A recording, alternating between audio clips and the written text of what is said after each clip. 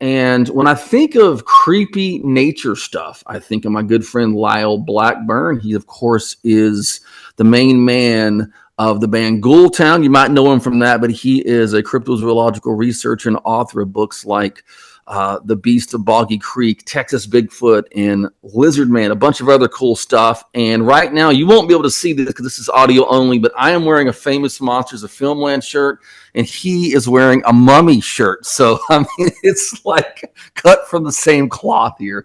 Welcome to the program, Lyle. Hey, man, thanks for having me. I always love to talk monsters with you. Yeah, it's always cool stuff. We always end up going, I didn't know that, But, of course, you are so tied into the Legend of Boggy Creek, which we get an incredible transfer, new release, 50th anniversary this year. You're doing the commentary on that, which I'm really excited about. Should be getting my copy here in a day or two. But that landmark docudrama got a lot of us into this stuff. And I think one of the things as a boy from the South here that really attracted me was the fact it seemed like there was aggressive nature to the Fouke Monster, where you would hear about like Pacific Northwest Bigfoot reports. It was almost like Kumbaya. And then in the South over here, they're like listening to Black Sabbath and wanting to kill you or something. You got these ideas from, the stuff from Legend of Boggy Creek. But when you dug into it as a true journalist, which you are, and got eyewitness, first, secondhand reports from eyewitnesses and people that were on the ground, were there actually any like aggressive encounters that stood out to you? Yeah, I mean, there were. And, a lot of the reputation for the Southern Sasquatch was heavily built on the Legend of Boggy Creek because, down here, we first heard the stories of Bigfoot and it was Pacific Northwest, Yep. And until 1972, 73, when the Legend of Boggy Creek was circulating, did people realize that, there's Bigfoot-like creatures in the South, even though there's scattered newspaper reports. And it is a case where it's like just Bigfoot creature sightings in general, where a lot of them are just very brief and fleeting glimpses of this creature, running across the road, or a hunter might see it for a few moments, that sort of thing. But just like the movie plays up in many of those encounters, there are some that the creature, was displaying aggressive tendencies. Mm-hmm. And the most famous of that is the climactic scene of the movie, where the Ford and Taylor families moved to Fouke and something began creeping around on the porch, and that sort of culminated with Bobby Ford fighting with this creature and getting taken to the hospital. And that's pretty much what happened. I mean, what's in the movie is very much played up and somewhat sensationalized, but those were all true reports. Wow. So the guy actually ended up hospitalized. Yeah, they took Bobby to the Texarkana hospital, and that's when the story actually got out and the news became aware of this, because there had been previous reports. And so, among these reports that were sort of part of the movie, that were the aggressive attacks. And then I found through my research, when I was writing The Beast of Boggy Creek and working on the book, trying to chronicle, the whole of the history, all of the sightings and the making of the movie, I came across some witnesses that said they had aggressive encounters. And there was a hunter who, he and his friend were down there in the woods sometime. This was after the movie had already come out and stuff. And they started hearing something moving around in the woods, and then heard like some really blood curdling howls and screams. And then whatever this thing was bluff charging and stomping around. It never quite came out into the open, but they could see it enough to know this was no ordinary animal. And even though they were armed, they said it was just too frightening, and they got the heck out of there. And then over the years, other people had reported things. There was a family down there who lived in the area who owned some land where Boggy Creek actually ran across it. Mm-hmm. The son told me that they had what they called a monster blocker that they put across the door. I love it. And to protect themselves from this thing, because they, had come around the house a few times, and they actually were fearful enough that the father felt they needed protection. So, I even talked to the father as well, and this was just sort of the mindset going on because of some of those aggressive encounters and stuff, to where people were, those that put stock into this, or it had sightings, or their family members had sightings enough to where they were fearful of this thing. Very interesting, and that brings back a 70s kid moment there that just flashed before me, watching In Search of Leonard Nimoy, Honey Island Swamp Monster, Harlan Ford saying, "We put a nylon rope on the door." And I'm thinking, this guy's in Boggy Creek, they got monster blockers, a whole lot better. I always thought a nylon rope, that's not too good, But so in other words, that the ideology, the mindset of the people there was, hey, they're real friends of ours. People were hearing these reports, and then when something happened to them, they had these strong reactions, like, we're going to make a monster blocker, or going to not go out at night. And there seemed to be a real sense of fear among some of the people. Yeah, certainly. And I mean, they, back in the 60s, before this was sort of made public, they organized hunts for the monster. I mean, this is the South, something out there threatening our families or friends. We're going to get the shotguns and get some lights and head off and look for this thing. And that's exactly what they did. And Smokey Crabtree, which is, was a friend of both of ours, before he passed away, he was involved in that. His son had a sighting back in the mid 60s, and, this was going on. So there was active pursuits to hunt it down. And a lot of this, of course, was played up in the movie, but that came, the director, Charles Pierce, didn't have to make anything up. He just based it on the things that were happening. And I think that's part of the realism of the Legend of Boggy Creek, is a lot of the people are actually the people, or the people from the local town that they just, hey, you want to be in this scene, that kind of thing, and later in the program, we'll have Pamula Pierce Barcelou on talking about the new release of it. Of course, you're doing the commentary track, right, on the 4K release of Legend of Boggy Creek. And before we switch into other crazy Southern cryptids, as someone who's, knows that movie had a big impact on my life, how crazy is it that you're doing the commentary track on a release of this?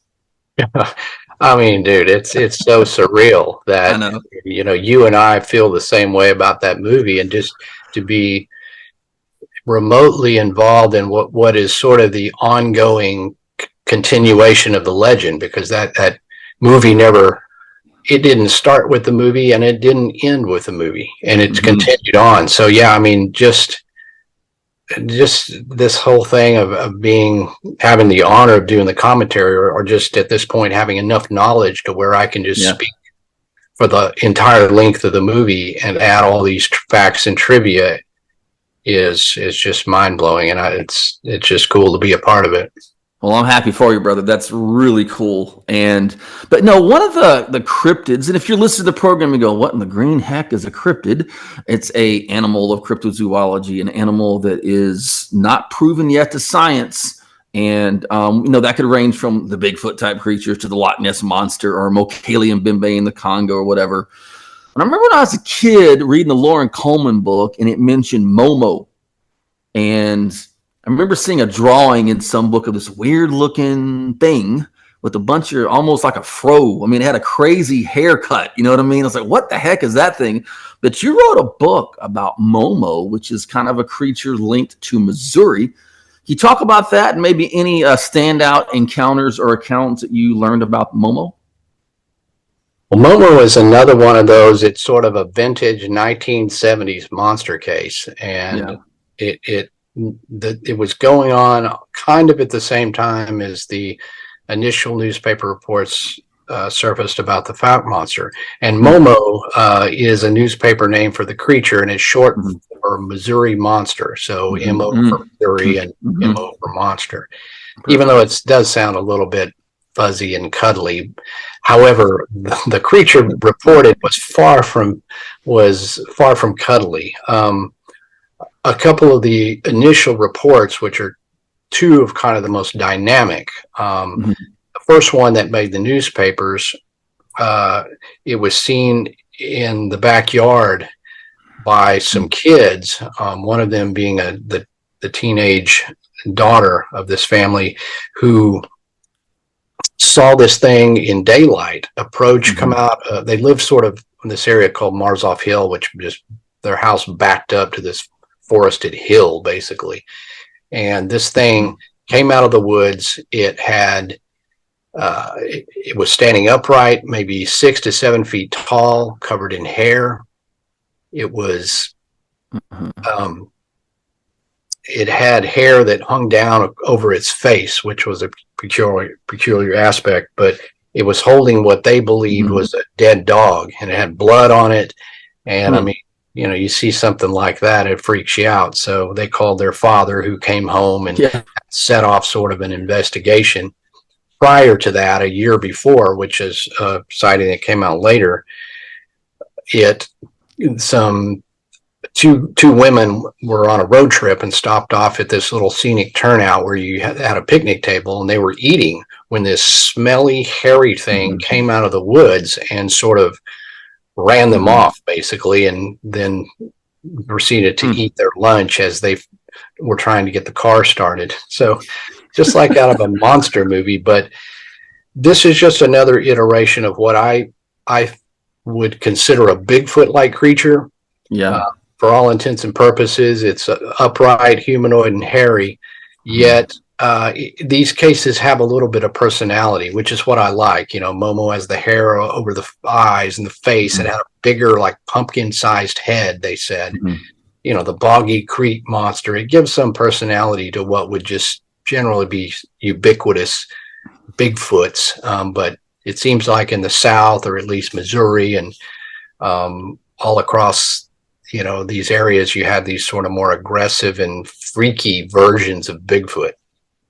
Yeah, it's very interesting. And I think that you and I approach this the same way, that, you know, we certainly have our opinions based on what we've researched, but put the info out there and let people make their own mind up about this stuff, you know. And I think that's the key. No agenda other than, hey, this is fun stuff. It's very interesting.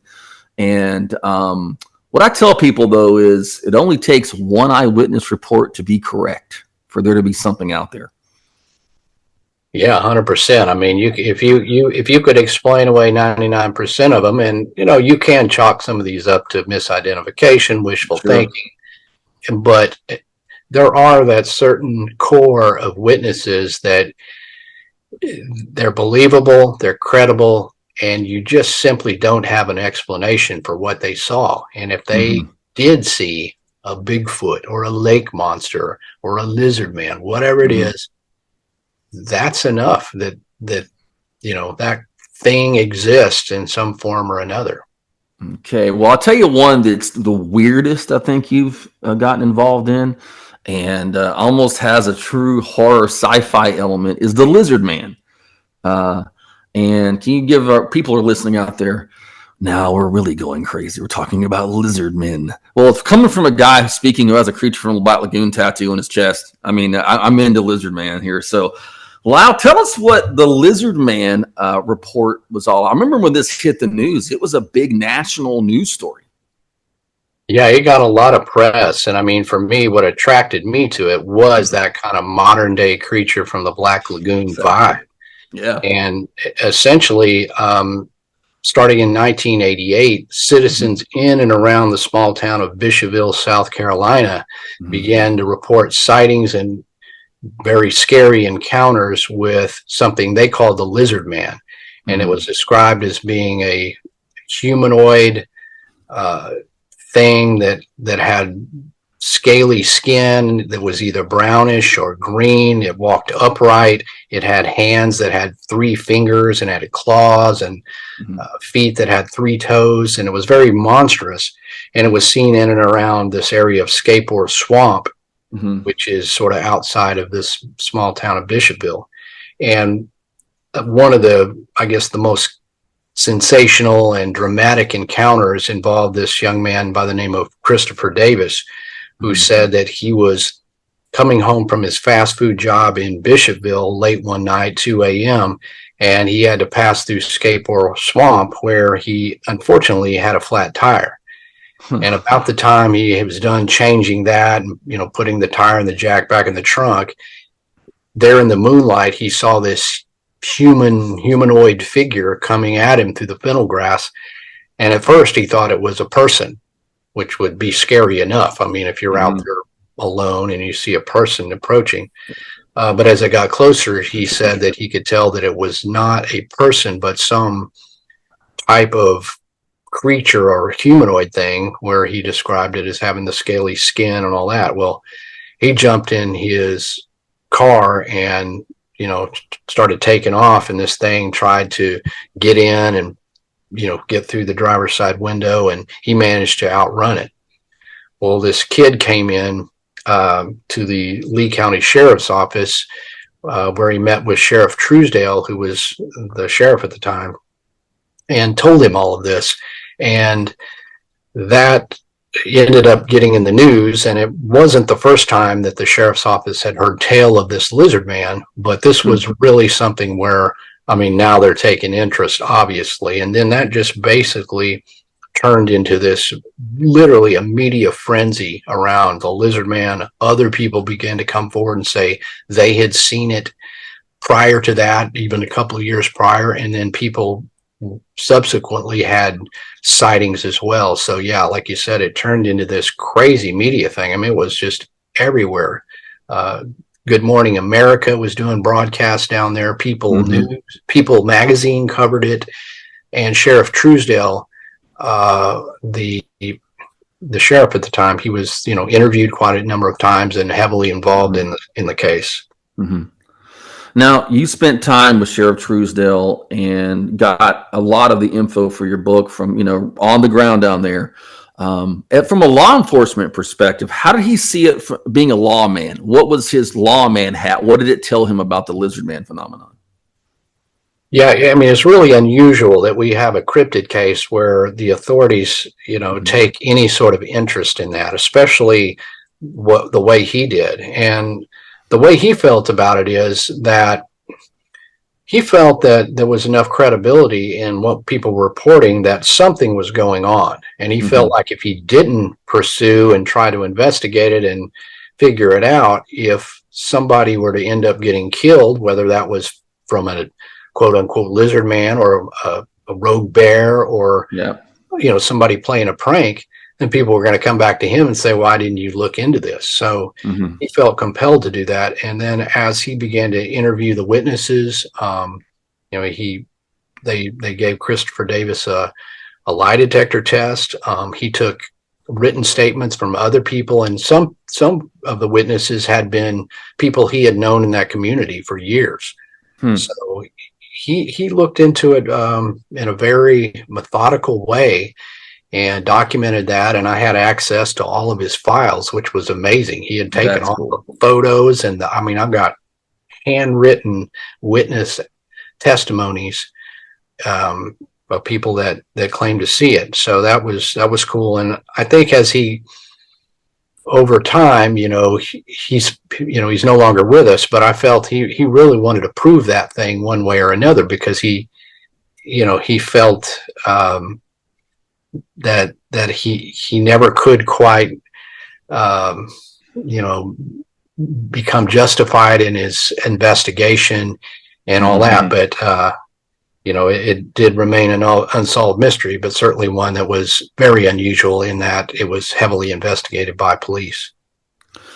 Well, the point of doing this program, it's close to Halloween when this is airing, and we like to get these creepy campfire tales out there. But I wanted someone who, you thoroughly go and investigate and get these eyewitness accounts, talk to law enforcement, and all of that.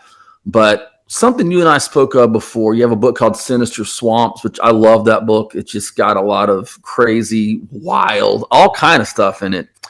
And there's something that you and I talked about where there was some dolls put up in a swamp.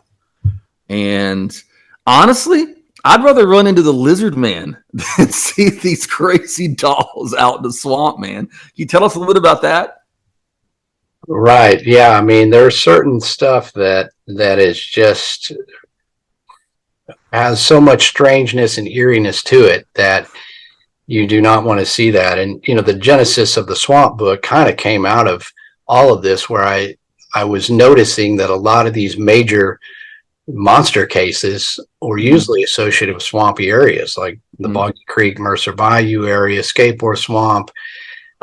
So then I kind of looked at more of the geography, and okay, you have these swamps. Well, what is the manner of paranormal reports coming out of there? And so I concluded whatever was on record. And this was a swamp in Alabama where there was news reports where some people had noticed there was these dolls on display, a number of these very creepy, scary looking dolls that have been put out there. And so it's striking looking. And then of course that's going to end up with conjecture about why they're there. Is there witchcraft going on? Is there a cult? The police were looking into it. It's Abigail. Sorry. King Diamond reference. Yes. Harry Abigail. So it was very creepy. And I mean, there was pictures in this case and things like that where you've got a swamp environment. I mean, it's full on like Scooby-Doo vibe, it's all the haunted houses are always next to the swamp. And then in the swamp, they would find creepy stuff. And this is real life stuff. Again, there was no way to solve it or figure out who did it, but it was super creepy. Yeah, I had to throw that one out there because that's one of the ones, although it wasn't like you'd feel like life threatened if you saw it, maybe you would get the heebie-jeebies. You're out in the swamp in the middle of the night and there's a bunch of these creepy porcelain dolls out there looking at you, But there's always something out there and something to keep us interested and intrigued. And at the end of the day, this stuff gets people interested in nature. And that's one of the reasons I will occasionally talk about this on the program, because it gets people interested in nature out there. And that's always a good thing. And it's fun. So in all of your books, all of your research and talking with people, is there one report of anything, no matter what it is, that, you went, oh my God, that's scary? You ever had one where you just went, that creeps me out? Well, there's quite a number of those. And they're the ones that stick with you, especially if there's a credible witness telling you this. Yeah. Oh, yeah. That is the thing. And we got to stress that people think, oh, this sounds all wild. And, you think crazy people are reporting this and stuff. But honestly, I've run into some very, what you would call your next door neighbor, very credible, well-spoken, intelligent people who have seen stuff that they would have never imagined seeing, that they see, and their whole idea changes. Just off the top of my head, and since we're in Texas, I talked to a guy about a year ago, and this all came from investigating this other unrelated case down in Teague, Texas, the Fairfield area. And he contacted me, said, well, I don't know if this relates, but I'll tell you, I was down with a friend fishing on the Brazos River. And, it was just starting to get dusk. And we were, thinking about heading out when we heard sort of this splashing in the water. They said it as it got closer, they could tell it was something walking, like footsteps. And they thought, well, there's a fisherman or somebody, this idiot's just splashing and walking in the water. Well, they put their flashlights over there. It was enough, still enough light, but they could see pretty well. And they said, around the corner of some trees, here comes this upright walking. This wasn't even like a lizard man. This was basically like a alligator type creature of some sort, walking upright on two legs and walking right directly for them. And said, they're not hunting, so they weren't sitting there armed. Yeah. He said, dude, we just turned and cranked up that boat and just got the heck out of there. He said it was the scariest, weirdest most frightening thing that he's ever seen. He's never seen anything like it before or since. I talked to this dude for a while, and I'm telling you, this is just your average kind of your Texas hunter fisherman guy. Yeah. He did, to my best ability, a very credible story. He didn't really have any purpose to tell it other than he just thought I would listen and not laugh it off. Man. Dude, I remember just the hair on the back of my neck was standing up when this guy was telling me this. I'm thinking, that doesn't fit a Bigfoot. It's not even like the lizard man. This thing was like a prehistoric thing with teeth, walking like it shouldn't, coming at you in the dusk, just super scary. Dude, that's a great way to end our time together here. And that's kind of creepy. That's the kind of thing you're out fishing and I'll probably think of when I'm out running trot lines or something and you hear something, I'll be like, what was that?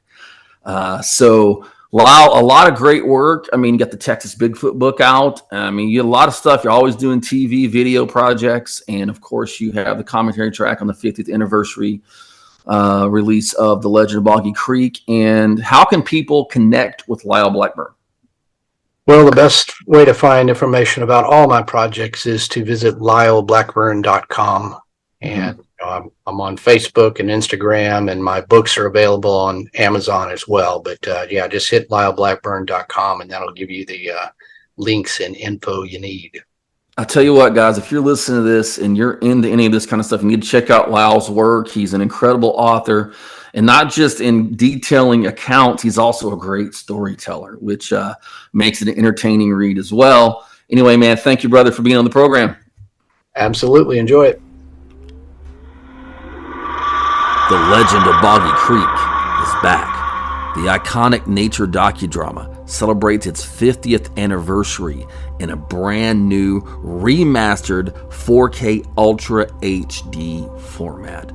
Director Charles B. Pierce's original vision for this film can be seen for the first time in many years. It also includes great extras, including outtakes from the original filming and an in-depth commentary by author and researcher Lyle Blackburn. This family film is G-rated, but still packs a powerfully spooky punch and inspired generations of researchers to probe just what is out there in the swamps of southwestern Arkansas and beyond. Go to legendofboggycreek.com to order this incredible release. I'm Chester Moore, and I'm proud to say Dark Outdoors is brought to you by the Legend of Boggy Creek. You know, if anyone's listened to this program for a while, you know my interest in mysterious wildlife and what can be called cryptozoology. And that just goes back to growing up in the late 70s and early 80s. And that stuff was always out there in the form of programs like In Search Of with Leonard Nimoy and different things. And then as a little boy, I had two different things that really set that into a passion. That was seeing what a lot of you would know as the Patterson-Gimlin film footage and the stills of it in a copy of Argosy magazine, the old men's magazine my dad had, and then seeing a movie called The Legend of Boggy Creek. It is a docudrama, that's kind of what I call it, based on some Bigfoot-related events in Fouke, Arkansas. And what happened with me is my dad had went and seen it with my mom, like the drive-in, and I was like a baby, you know. And then a few years later, I kept hearing about it, and I was getting rolled into surgery at Texas Children's Hospital. They told me you got 30 minutes of surgery, and they had cable TV in like 1979, whenever that was, and The Legend of Boggy Creek started playing. And I got all the way up to the famous scene where the girls are in the trailer and the creature's out haunting them, and I was hooked.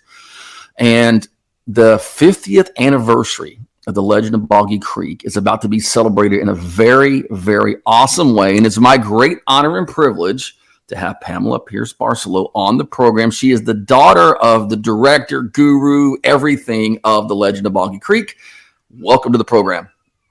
Oh, thank you so much for having me, Chester. I enjoy talking anything Boggy Creek.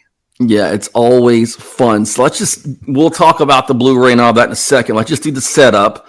Your dad, Charles Pierce, how did he decide to go down to Fouke, Arkansas and start filming this stuff?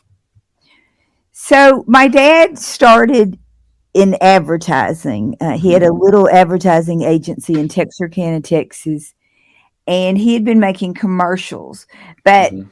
he had a big imagination and had decided that he could really do a film himself. So Mhm. he'd been working on that. He had a kind of Western, if you know his body of work, Mhm. he loved Westerns. So Yep. he was working on a script, I guess, for a Western type adventure called Bright River. And he and Earl Smith, who was a writer, they did most of their writing together, had gone out to Los Angeles to do pre-production work. And they were driving down Sunset Boulevard and they see these teenagers wearing Fouke Monster t-shirts. Mhm. And he said, "Pull over, Earl. We got to talk to them." He jumps out. And by the time he's getting back into the car, he says, "Earl, we're making the wrong movie. We got to Uh, go home." So they went back. I don't know how much you know about the history of mhm. the Fouke Monster and the sightings there, Mhm. but they had been going on quite a while. Mhm. And prior to my dad deciding he was going to make movies, there had been a couple incidences, the Ford incident for Yep. sure, which was big, and it had made the national newspapers. And in fact, I think it even had made international newspapers, but it drew reporters from all over, and it became kind of this sensation. Mhm.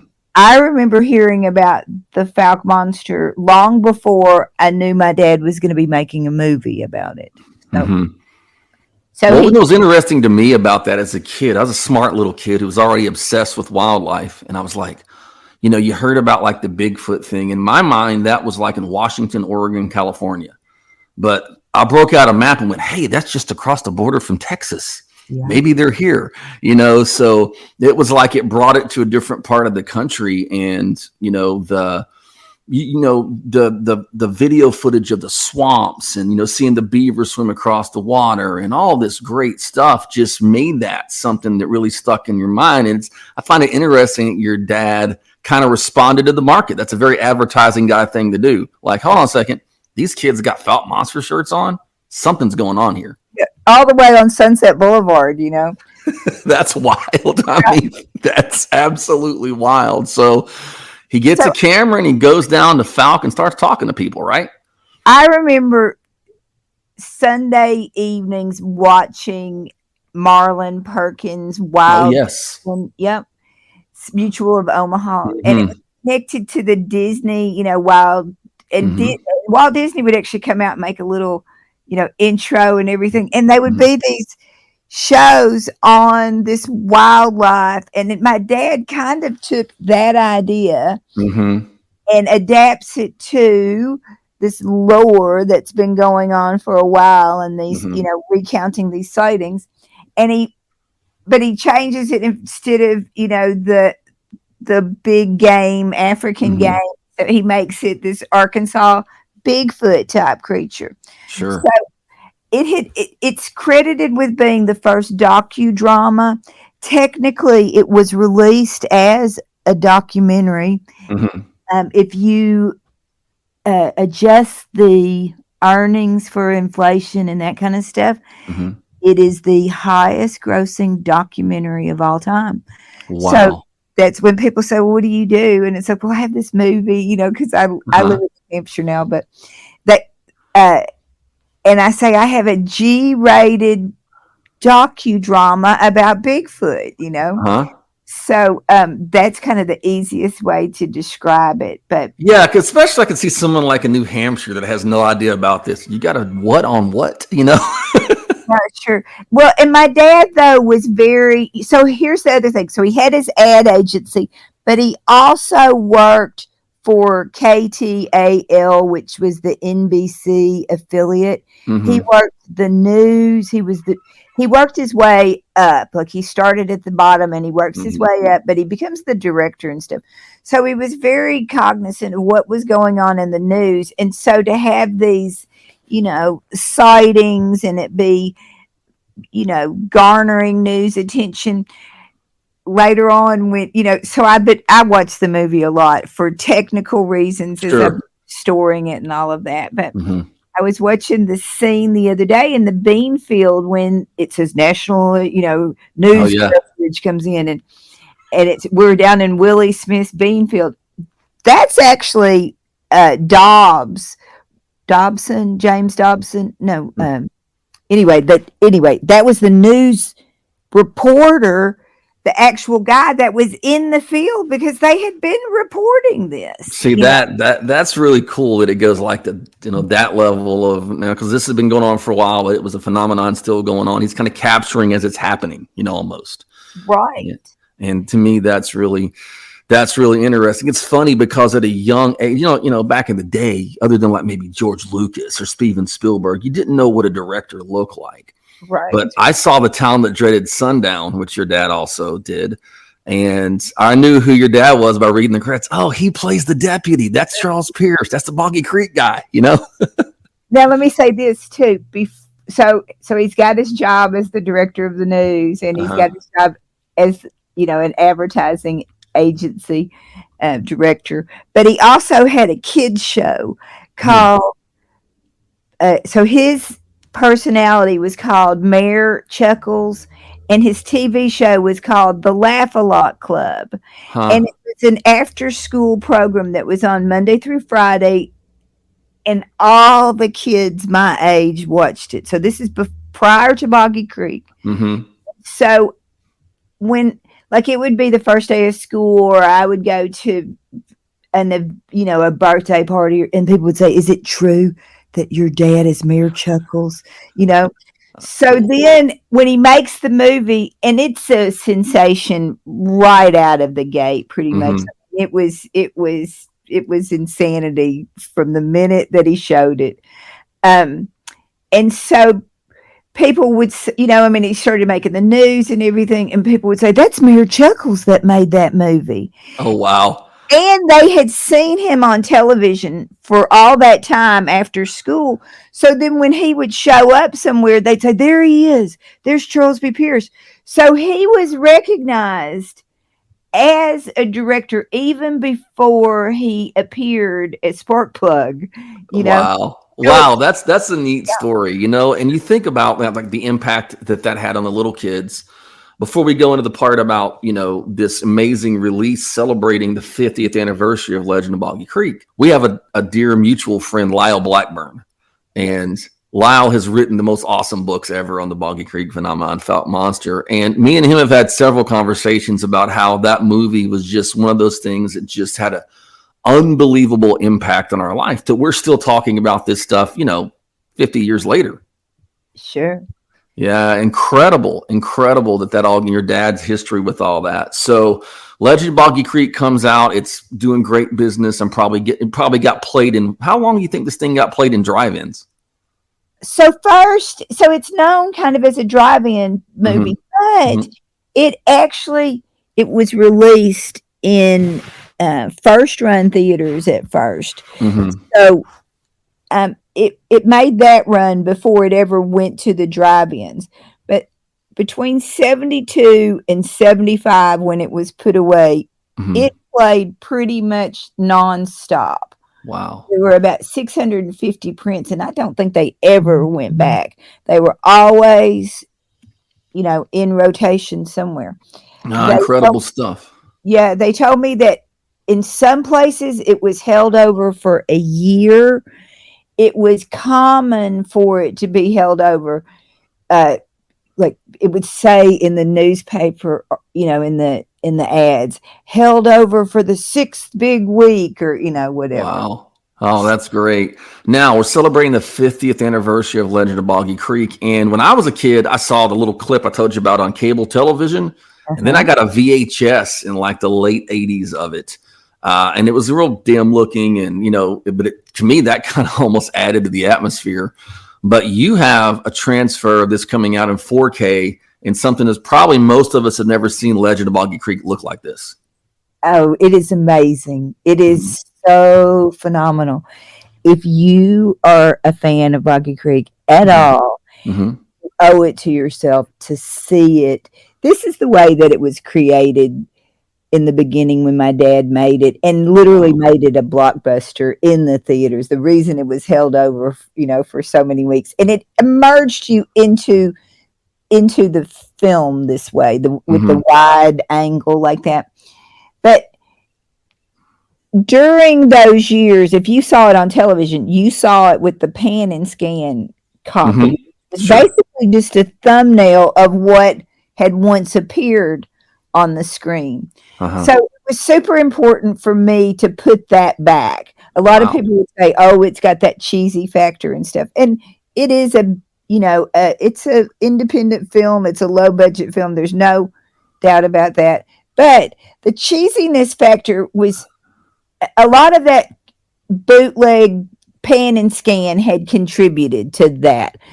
And now that it's restored, you see the cinematography, the way that my dad had, filmed it. It's enveloping. It was lauded for that at the beginning. That was, a huge part of it, that it was just simply a beautiful film to watch. So to see all that back is wonderful. You see things that you did not see ever before. Not only because it literally wasn't there because of the pan and scan, but other things because it was so, as you said, washed out. It had gone pretty much to a grayscale color. So, and the sound was so bad. And I don't know if that's because I've gotten older and went to lots of concerts and my hearing is bad. Or if it just, I think it was probably both. So it was super important that I restored the sound along with the visuals. And you wouldn't think so, but it ended up costing me as much to redo the sound as the visuals. Yeah, well, I'll tell you what, I'm excited about that because, you mentioned, Mutual of Omaha's Wild Kingdom. I think the last major interview that Jim Fowler from Wild Kingdom ever did was on this program. Nice. I have to send you a link to that. I about almost cried when it answered the phone and that big booming Jim Fowler voice was on. I'm like, oh my God, I'm interviewing the man. But I always thought that kind of had the same feel as like, those Mutual of Omaha Wild Kingdom. It made you feel good about nature, and it's an adventure. We're going out there. Then he put the twist in it, but he always travels the creeks and all that stuff. That appealed to the little monster movie fan to me, So it's coming out. What is the release date, the projected release date? So technically it was tomorrow, the 30th, but they're telling me that we have a slight delay with the printing of the O card. And they're telling me that now it is on the 11th. I'm pushing them. We're like, we've gone to Technicolor to press the disc, and they're doing us a little bit of a favor because this is a small run, or compared to what they do and stuff. So, but anyway, so it's between tomorrow and the 11th, but they're on their way, and the disc have been manufactured. I think everything is ready to go except for this O card slip cover. So, and then are there going to be any extras on it?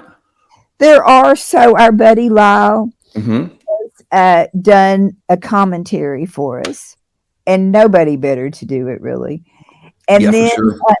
And then we have Justin Beam from Reverent Entertainment has done a kind of a little bonus feature with our outtakes, original outtakes. So, wow. Yeah, we found those in like 19, whenever it was. They were actually at Mr. Ledwell's. So we found those, and then he took the Jaime Mendoza Nava score and then rearranged it. So it's really good. It made me cry when I first saw it. And actually, it made a couple of my kids cry, too, who are adults. So I don't know if it's just because we're very close to it, but it's very touching.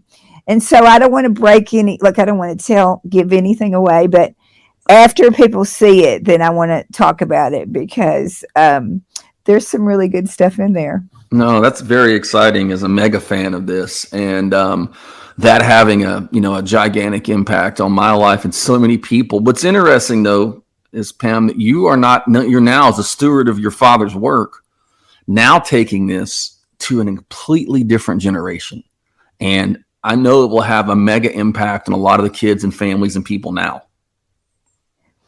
It's so exciting, Chester. It's, as you know, it's a G-rated film, and watch it with, your children, your mom, your, whoever, and you're not going to get embarrassed. And not only are you watching it, but it actually sparks conversations. Like, is this thing real? Do you think that, just all kinds of stuff. And as you know, it changed people's lives. I mean, people, they think about it for a long time. I mean, I get letters every single day, or, notes, on messages, and they tell me where they were and who they were with and what theater they were at and what it's meant to them, and that they've never forgotten it. That is so impactful. There's so few films that do that. So it's been such an honor, really and truly a privilege to do it, and to have it back like this, and just really, really beautiful the way that it is. I was saying to my husband the other day, I said, I wish that somehow my dad could know this, or would know this, that this is happening. So, and it really does. I mean, the 4K feels like, Chester, that you can just reach out and touch the swamp. Yeah, that's great. Because I always got the idea that that's what your dad was trying to make, because I felt like I was part of it as I was watching it as a kid, I mean, and that's great that you can go in there and even have it better than people have ever seen this thing, since it was originally filmed. Yeah. And they're going to have a release coming out. So you are the proprietor of legendofboggycreek.com, right? Yes, sir. And let me say this back to the soundtrack real quick. We did add the 5.1 surround sound option to give you so you can have the original experience with the monotone, but we wanted to give you kind of that rumble, because my dad really did stress sound as part of the entire experience. So it was super important to restore all that, as I said, because we can't hear as well. And we do have closed captioning too. So, well, we get to hear the ballad of Travis Crabtree at full volume now. So yeah. Funny thing about that, I spoke at the Fouke Monster Festival that Craig Woolheater puts on last year for my Dark Outdoors media project, and it was in the Fouke Middle School. And the first thing that speakers were doing were looking on the wall, all these pictures of former students, and they found Travis Crabtree. So think about that. That stuff still lingers on. People can go to legendofboggycreek.com for more info. What about social media? Where can they find you on social? So we have legendofboggycreek.com. Legend of Boggy Creek on Instagram and Facebook. Mostly on Facebook I put this stuff more, but so you can always reach us through there. I try to post something, every few days. As too. So I do have posters coming back into stock too. The Ralph McQuarrie poster, which now we've had a UV coating put on it. So we're trying to really, upscale kind of all the products. Oh, it's amazing. That's such an iconic, image, and it's burned into so many of our brains, and now it'll be out there for everyone. And I want to honor you here. We through our Wild Wishes program that me and my wife do, we have a Bigfoot loving family coming in for an expedition. Some kids that have been adopted out of foster and have been through a lot. And they're big fans of Boggy Creek, and you sent them something signed for them, and that's going to mean a lot to them. And I'm recording this here on a Tuesday, but that's actually going to be here in a few days. And thank you very much for doing that, and helping put a smile on some awesome young people's faces. Well, thank you, Chester, for doing that for those kids. I know that it's going to make a big difference in their life. And I remember when I first started working on this project and I came home and I was there around the time Craig was doing one of his conferences, I think, and you were there with a. Mm-hmm. We didn't meet at that time. I saw you from afar. We were actually at the landing, I think, at Boggy Creek. But they said to me, "That's Chester Moore, and he does these, Bigfoot kind of expeditions for children that, Oh, wow. didn't." So, yeah, thank you. Oh, wow. That touches. That's awesome. I appreciate that. So maybe we can help some more kids down there in the future. But before I let you go, I have to ask you, what is your favorite scene in Legend of Boggy Creek? Oh, gosh, that's kind of like asking me which one. I know. So, I mean, so my scene in the movie is probably not the most exciting, but I'm in the film. I run in and say, Grandpa, we saw him. We saw the Fouke Monster. That is my real mother in the scene. And then we pull her out into the field and we said, come see it. You got to see it. And then it's my mother yelling, don't run, he'll get you. So that's my real mother because she left Earth in 2010. So, and I miss her so much. I adored my mother. I love my dad too, but my mother just was my mother, Anyway, so that's very fun to have that.